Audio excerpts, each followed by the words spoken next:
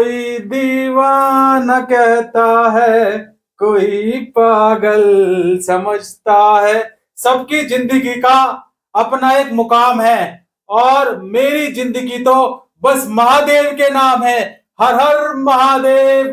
बच्चों जय श्री राम। आज हम पढ़ने वाले हैं, क्या पढ़ेंगे आज हम? जाति और समाज सुधार। किसके बारे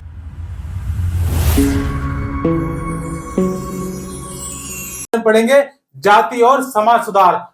हम अभी जिन समाज सुधारकों का जिक्र किया है उनमें से कई जातियां गैर बराबरी के विरोधी थे, कई जातीय गैर बराबरी के भी विरोधी थे। राजा राम मोहन राय ने जाति व्यवस्था की आलोचना करने वाले एक पुराने ग्रंथ बौद्ध ग्रंथ का क्या किया? अनुवाद किया, ट्रांसलेट किया। और प्रार्थना समाज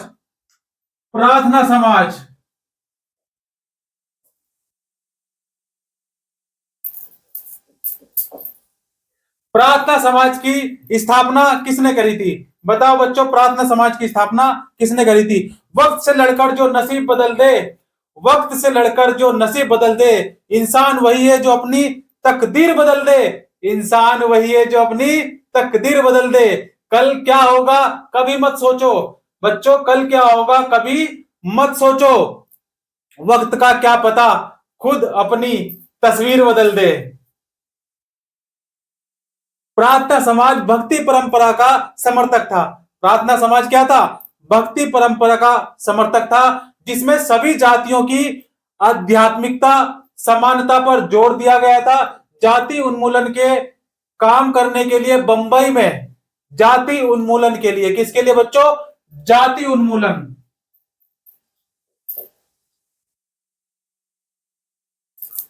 जाति उन्मूलन के लिए जो है बंबई में। कहा बच्चे? बंबई में।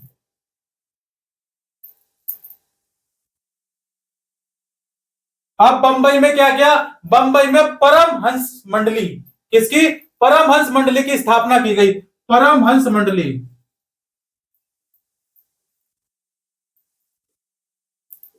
परमहंस मंडली की स्थापना की गई, गठन किया गया। इन सुधारकों और सुधार संगठनों के सदस्यों में से बहुत सारे उच्च जाति के लोग थे। बहुत सारे क्या थे? उच्च जाति के लोग थे।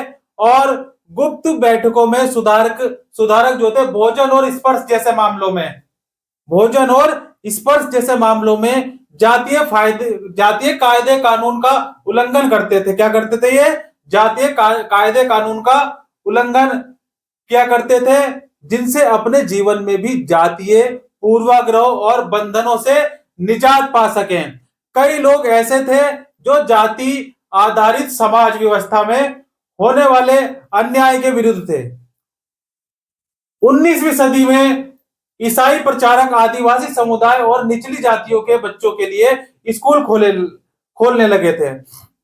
भाई आदिवासी समुदाय, कौन से? आदिवासी,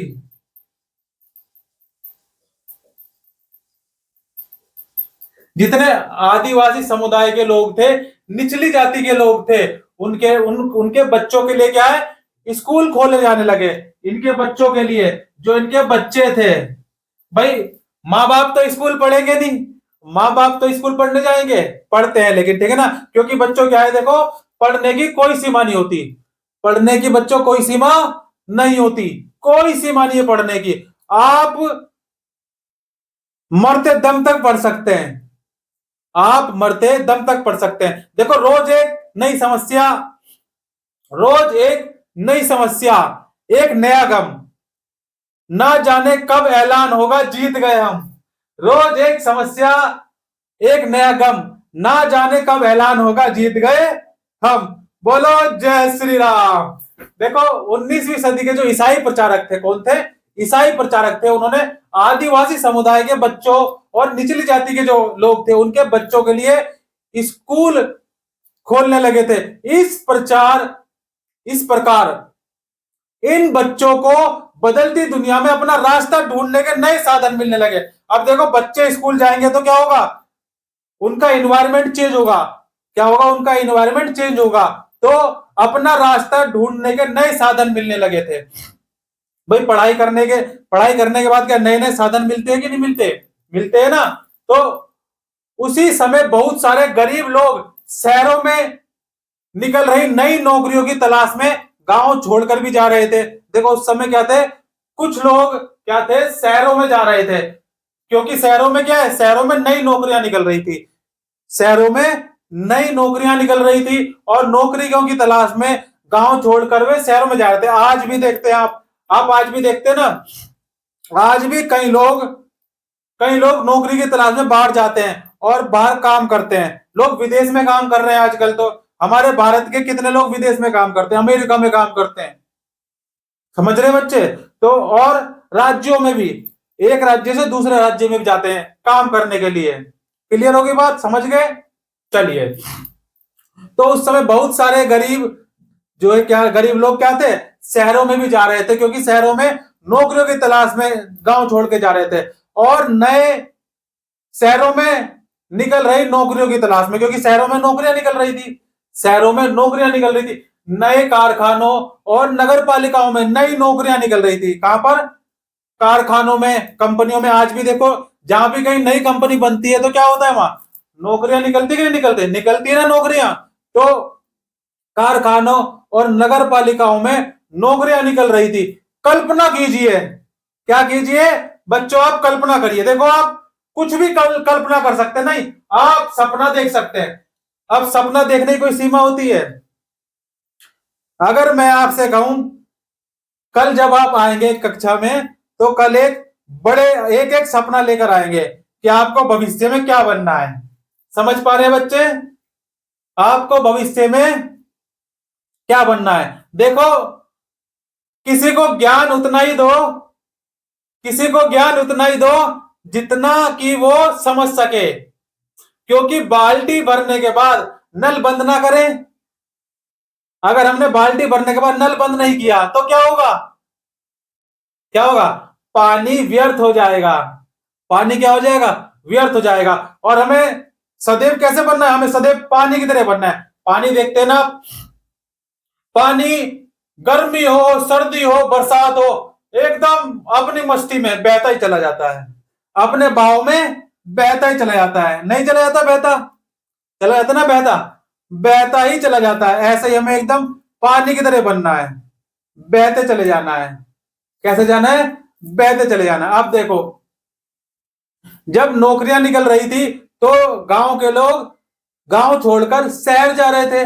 आप कल्पना कीजिए कि इससे मजदूरी की मांग कितनी पैदा हो गई। नहीं, मजदूरी की मांग कितनी पैदा हो गई। शहरों में नालियां बनाई जाती थी। भाई किसी भी शहर का आप अगर निर्माण करेंगे, आपको आप एक जो है ना, क्या है देखिए, कल सभी बच्चे कल सभी बच्चे एक शहर का निर्माण करके लाएंगे, एक शहर का निर्माण करके लाएंगे। भाई एक शहर, कल्पना करनी है आपने कि एक शहर बनाने के लिए, एक शहर बनाने के लिए क्या क्या चाहिए आपको। देखो, शहर में क्या होती है, नालियां भी होती हैं, बाजार होते हैं, कंपनी होती है, दुकानें होते हैं, बिजली घर होता है ना। अब ये सारी व्यवस्था भी चाहिए।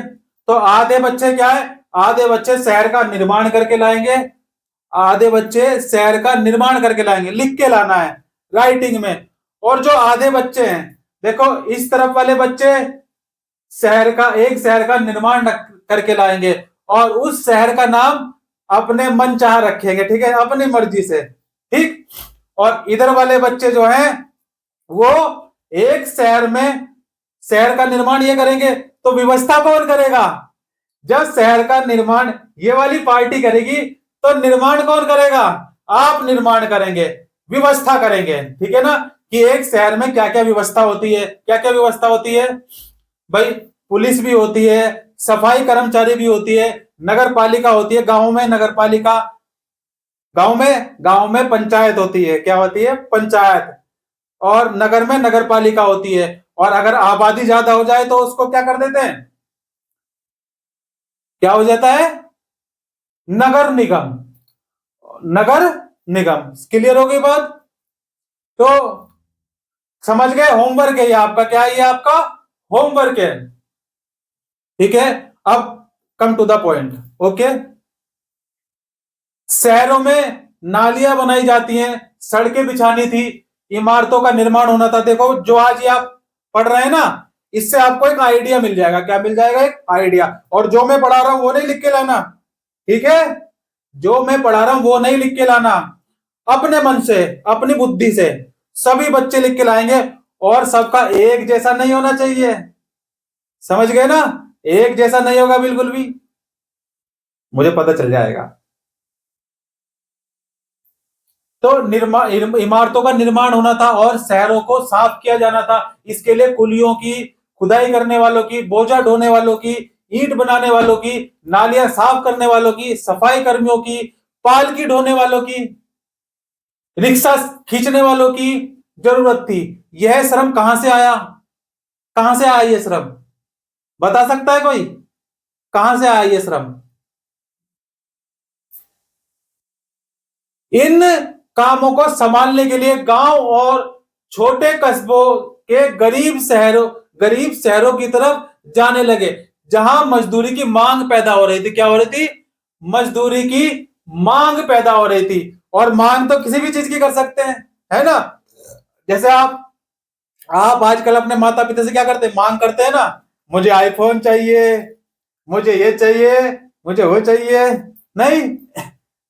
तो मेरी मांग है, आप एक एक शहर का निर्माण करके लाएंगे। देखते हैं कल ए टीम जीतती है, बी टीम जीतती है, ठीक है ना? देखो, इस टीम का नाम रहेगा टीम पूर्णिमा। इस टीम का नाम क्या रहेगा? टीम पूर्णिमा। और इस टीम का नाम रहेगा टीम अमावस्या।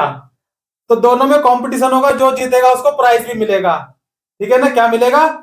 प्राइज भी मिलेगा। देखो, परिपक्वता तब है जब आप शिकायत करना बंद करें। परिपक्वता, मैच्योरिटी कब होती है? जब आप शिकायत करना बंद कर देते हैं और बहाने बनाना बंद कर देते हैं। मेरे पेट में दर्द हो रहा है, देखो पढ़ने के लिए अगर कह दिया जाए आपको तो क्या करते हैं? मेरे पेट दर्द हो रहा है, मेरे सिर में दर्द हो रहा है, मेरे सिर में पेट दर्द हो रहा है, बोलते हैं ना? तो बहाने बनाना बंद कर देते हैं और बदलाव करना शुरू कर देते हैं। परिपक्वता क्या होती है? मैच्योरिटी क्या होती है? जब आप शिकायत करना और बहाने बनाना बंद कर देते हैं और बदलाव करना शुरू कर देते हैं। क्लियर हो गई बात? चलो आगे बढ़ते हैं। यह श्रम कहां से आया था? इन कामों को संभालने के लिए गांव और छोटे कस्बों के गरीब कहां जा रहे थे? शहरों की ओर जा रहे थे। भाई गांव के लोग कहां जा रहे थे? शहर में। और यह सिस्टम आज भी है। हम पहले से पढ़ते आए हैं कि जब से जीवन संभव हो पाया, लोग पहले से क्या कर रहे हैं? उपमहाद्वीप के एक कोने से दूसरे कोने पर यात्रा करते आए सदैव, और आज भी कर रहे हैं। नहीं कर रहे हैं? आज भी कर रहे हैं। लोग गांव से शहर आज भी जा रहे हैं और शहर से विदेश आज भी जा रहे हैं, भारत से विदेश आज भी जा रहे हैं, एक राज्य से दूसरे राज्य आज भी यात्रा कर रहे हैं। कोई काम के लिए कर रहा है, कोई घूमने के लिए कर रहा है, कोई विंडो वॉचिंग करने के लिए कर रहा है। विंडो वॉचिंग क्या होता है? लड़कियां बहुत विंडो वॉचिंग करती हैं। मेरी खिड़की के सामने window watching. What is the meaning of window watching? अंग्रेजी वाले छात्र बताएंगे, इंग्लिश मीडियम वाले।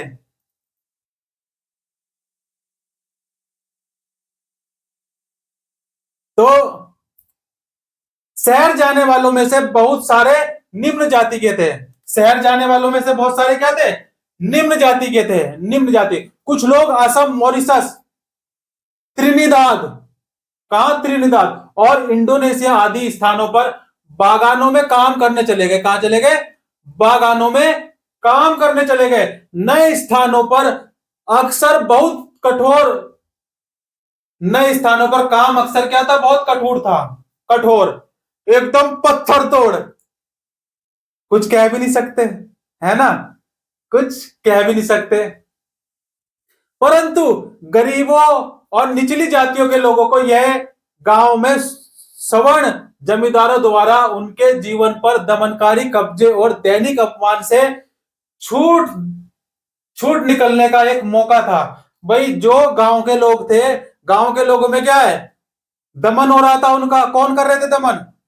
जमींदार, साहूकार क्या कर रहे थे? दमन कर रहे थे, क्योंकि उनपे उनको ब्याज पे पैसा दे देते। इतना पैसा, इतना ज्यादा ब्याज होता था उस पैसे का कि दे नहीं पाते थे।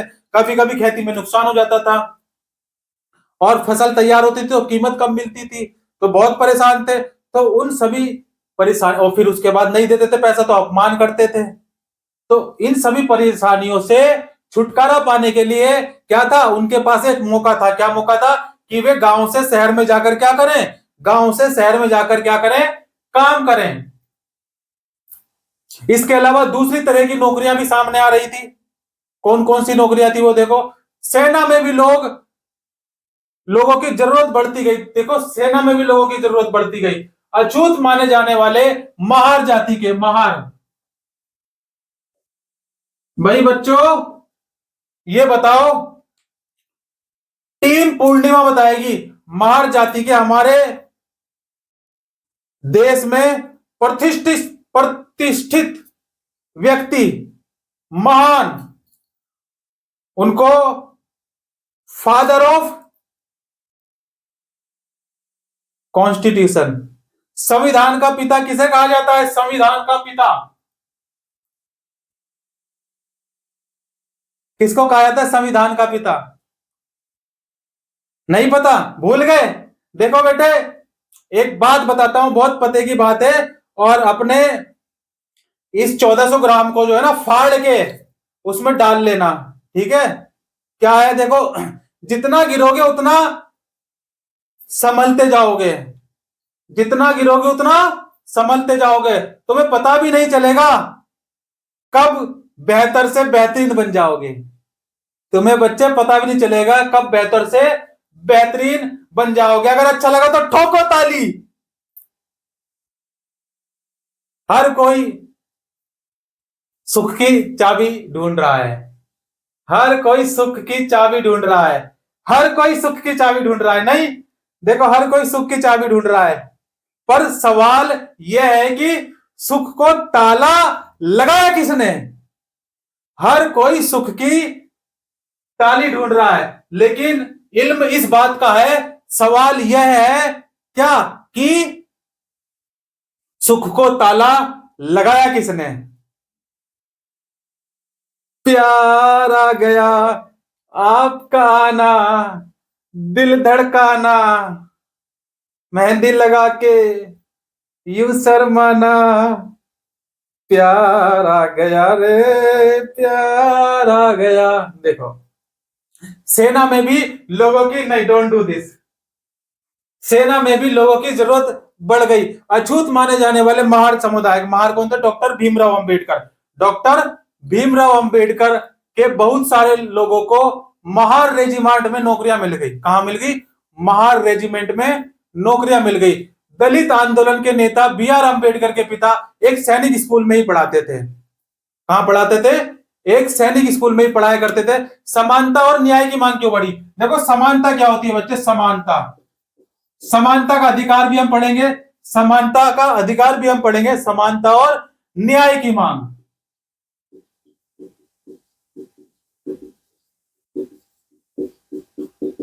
और न्याय मांग तो हम कुछ भी कर सकते हैं, है ना? 19वीं सदी के दूसरे हिस्से तक गैर ब्राह्मण जातियों के भीतर से भी लोग जातीय भेदभाव के खिलाफ आवाज उठाने लगे थे। उन्होंने क्या किया? उन्होंने क्या किया बताओ? उन्होंने सामाजिक समानता और न्याय की मांग करते हुए आंदोलन शुरू कर दिए। क्या कर दिए? सामाजिक समानता और न्याय की मांग करते हुए क्या कर दिए? इन्होंने आंदोलन करने शुरू कर दिए। जैसे अभी आपकी मनपसंद चीज नहीं होती तो आप क्या करते हैं? घर में आंदोलन कर देते हैं ना। ऐसे ही सामाजिक समानता और न्याय की मांग करते हुए क्या कर दिया? आंदोलन शुरू कर दिए गए। और मध्य भारत में सतनामी आंदोलन की शुरुआत हुई। मध्य भारत में क्या हुआ? मध्य भारत में क्या स्टार्ट हुआ? सतनामी आंदोलन।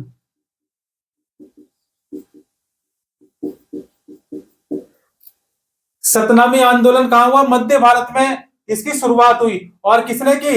घासी दास ने की। किसने की? घासीदास। घासीदास ने इस आंदोलन की शुरुआत की, जिन्होंने चमड़े का काम करने वाले को संगठित किया। क्या करते थे? चमड़े के काम करने वालों को क्या किया? जिसको हम मोची बोलते हैं। क्या बोलते हैं? मोची बोलते हैं। देखो, क्या उनकी सामाजिक स्थिति में सुधार के लिए आंदोलन छेड़ दिया।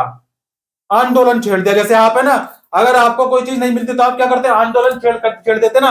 आप खाना नहीं खाते, है ना, आप खाना नहीं खाते। नहीं, देखो, बुरे हालात मजबूर भी करते हैं और लड़ने को मजबूर भी करते हैं। बुरे हालात मजबूर भी करते हैं और लड़ने को मजबूर भी करते हैं। और आपको खुद करना है, चुनाव आपको खुद करना है बुरे हालात से। इंस्पिरेशन लेना है या डिप्रेशन लेना है? इंस्पिरेशन लेना है या डिप्रेशन लेना है? तो इनके तो क्या था? संगठन बनने लगे। क्या बनने लगे? संगठन बनने लगे। और इनको क्या करने लग दिए? एकत्रित होने लगे और आंदोलन छिड़ गया पूर्वी बंगाल में। कहा? पूर्वी बंगाल।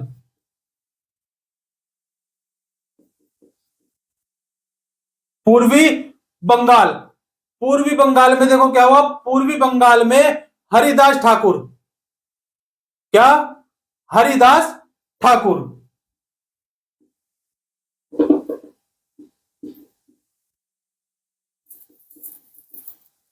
कैसे लिखेंगे हरिदास?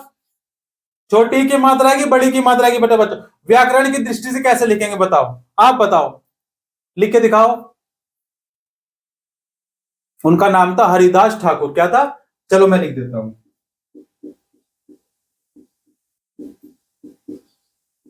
ठीक है, हरिदास ठाकुर। हरिदास ठाकुर के मतुआ पंथ ने चांडाल काश्तकारों के बीच काम किया। हरिदास ने जाति व्यवस्था को सही ठहराने वाले ब्राह्मणवादी ग्रंथों पर सवाल उठाया, जिसे आज केरल कहा जाता है। जिसे आज क्या कहा जाता है? केरल कहा जाता है। वहां केरल की जो है ना एक जाति थी, कौन सी थी? एझावा। क्या नाम है जाति का? एझावा। लिख लो, केरल की कई आ सकता है। केरल की जाति का नाम है एझावा। एझावा। केबीसी में पूछा जाएगा 2055 में ये सवाल। केबीसी में पूछा जाएगा 2055 में ये सवाल। ठीक है ना, कि केरल की कौन सी जाति है ये? एझावा। एझावा है। क्या है? एझावा जाति है। और ब्राह्मणवादी ग्रंथों पर सवाल उठाया, जिसे आज केरल कहा जाता है। वहां एझावा जाति के श्री नारायण गुरु ने, किसने? श्री नारायण गुरु।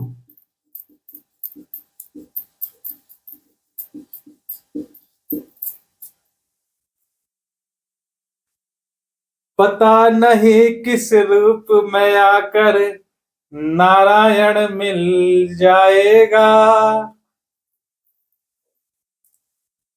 है ना? पता नहीं किस रूप में आप। और बच्चे भगवान का रूप होते हैं। बच्चे, प्यारे बच्चों, भगवान का रूप होते हैं। और आपको मेरा सत सत नमन, प्रणाम है, दंडवत। पैर छू लू देवियों के। देखो बच्चों, केरल के जो है, जिसे आज केरल कहते हैं, वहां पर कौन सी जाति थी? एझावा जाति थी। और एझावा जाति के श्री नारायण गुरु, कौन? श्री नारायण गुरु ने अपने लोगों के बीच एकता का आदर्श रखा, जिन्होंने जातिगत विभिन्नता के आधार पर लोगों के बीच भेदभाव करने का विरोध किया। उनके अनुसार सारी मानवता की एक ही जाति है। इनके अनुसार क्या है? कि सारी मानवता की एक ही जाति है। उनका महत्वपूर्ण कथन क्या था? उनका महत्वपूर्ण कथन था ओरु जाति, ओरु मतम, ओरु देवम मनुष्यानु। अर्थ क्या हुआ? इसका अर्थ हुआ मानवता की एक जाति, एक धर्म, एक ईश्वर। मानवता की एक जाति, एक धर्म, एक ईश्वर। और हर किसी को जिंदगी दो तरीके से जीना चाहिए। हर किसी को जिंदगी को दो तरीके से जीना चाहिए। पहला, जो हासिल है उसे पसंद करना सीख लेना। जो हासिल है उसे पसंद करना सीख लो। और दूसरा, जो पसंद है उसे हासिल करना सीख लो। बुझाया? नहीं बुझाया? Once more. ओके। देखो, हर किसी को जिंदगी दो तरीके से जीना चाहिए। पहला, जो हासिल है उसे पसंद करना सीख लो, जो हासिल है उसे पसंद करना सीख लो। और दूसरा, जो पसंद है उसे हासिल करना सीख लो। बोलो जय श्री राम। तो इन सभी पंथों की स्थापना ऐसे लोगों ने की थी जो गैर ब्राह्मण जातियों में से थे। किसमें से थे? गैर ब्राह्मण जातियों में से। वो ब्राह्मण नहीं थे और उनके बीच ही काम करते थे। उन्होंने उन आदतों और तौर तरीकों को बदलने का प्रयास किया जो प्रभुत्वशाली जातियों का अपमान करने के लिए उकसाती थी। उन्होंने अधीनस्थीय जातियों में स्वाभिमान का भाव पैदा करने का क्या किया? प्रयास किया। क्या किया? प्रयास किया। गुलामगिरी। क्या बच्चे? गुलामगिरी।